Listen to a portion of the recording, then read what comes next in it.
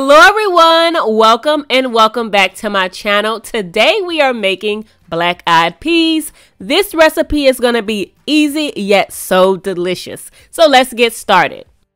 So I'm going to start by heating 1 tablespoon of olive oil to a large pot, but you can also use vegetable oil or any oil you like here.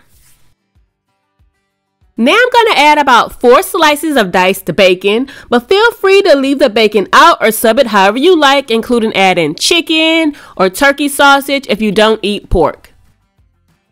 So I'm just going to saute the bacon for about 4 minutes, just long enough to cook the bacon without it getting crispy.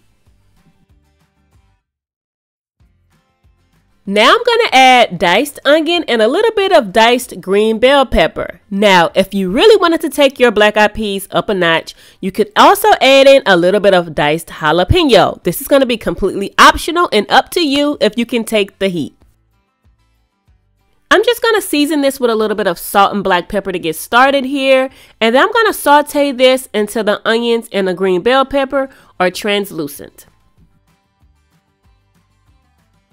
Once the vegetables are translucent, I'll add in some minced garlic, and I'm going to allow this to cook for about 1 minute until we can smell the garlic.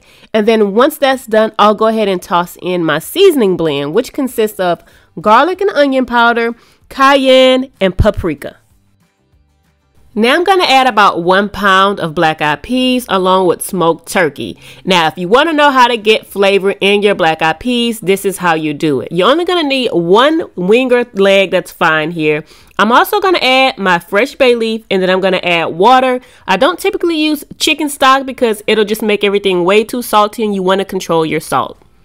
The last thing I'm going to add is a little bit of fresh thyme, and then I'm going to cover these peas and allow them to simmer for about 2.5 to 3 hours.